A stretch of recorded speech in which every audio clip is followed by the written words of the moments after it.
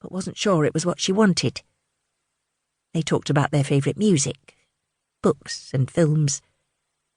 Sometimes they agreed, and sometimes they had to argue the case for some of their more unusual choices, but Caro never felt she had to keep quiet about liking something a bit odd. She knew he wouldn't judge her, and would just be interested. Then suddenly they saw car lights coming along the coast road. It was her cab. Dawn was breaking, and she had to go. In the cab on the way to the ferry, she realised that tears were trickling out of the corners of her eyes. She'd met a man she felt totally connected with, in every way, and they hadn't even exchanged contact details. How could she have let that happen? And would she regret it for the rest of her life? Chapter 1. "A caravan," said Caro, looking about her, trying to keep her feelings out of her voice. It wasn't even a nice caravan. It was made of plastic and had a strong old carpet smell about it.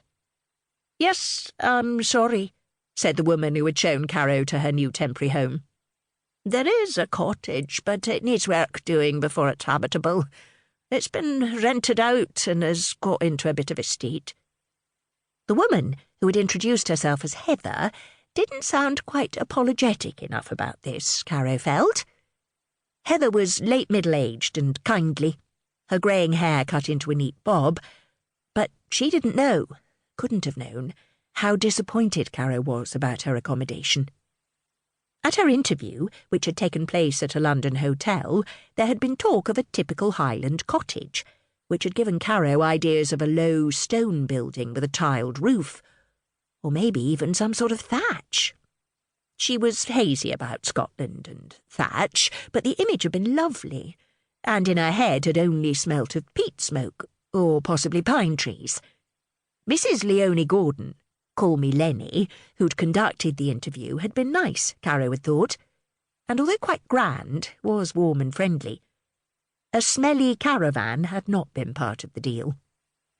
"I'll leave you to settle in," said Heather, having given the caravan a cursory inspection from the doorway. "Then come back to the house for sherry. Murdo always has a drink at about 6. With luck, all the team will be there and you can meet everyone. Though I don't know if Alec will appear. He's been away. That's partly why the cottage isn't ready. So, see you in half an hour? Was that long enough?" "I should think so," said Caro. She was feeling gloomy. She knew it was probably because it had been a long journey, and parting from her daughter Posy had been difficult, but she really hoped it wasn't because she realised that she'd made a dreadful mistake coming up here. Still, it was only for a month or so. Surely she could survive that. As she patted the bedding to see if it was damp, she wondered if she should take a quick picture of the caravan to send to Posy. She probably wouldn't be able to send it for a little while, as she doubted the caravan had a signal, although at least the sheets seemed dry, but it might make her daughter laugh. Posy only knew that her mother had taken a job looking after an elderly gentleman in Scotland, or keeping him out of mischief more than anything, Lenny, his daughter, had said, because she'd had a lifelong ambition to answer an advertisement in the Lady magazine, and also wanted to do something completely different at the beginning of her daughter's trip to Australia, so she wouldn't feel lonely on the Dutch barge they lived in together in London. She wouldn't dream of sharing with her daughter the other reason she'd accepted the job, because she didn't really like to acknowledge that one to herself. While she couldn't summon up any enthusiasm for unpacking, Caro made herself look respectable before setting off for the big house, as she thought of it. She didn't go to the length she'd gone to for the interview. Skirt, knee-length boots, a blow-dry she'd paid for, and some extra highlights for her dark blonde hair.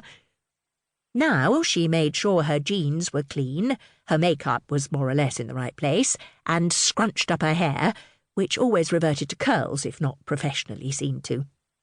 She added her favourite cashmere poncho on top of her jumper because she felt good in it, and was convinced that Scotland was always freezing. Although it felt like winter, it was the end of April, and there were signs of spring shyly appearing among the faded bracken, sheltering against the huge granite boulders. As she planned.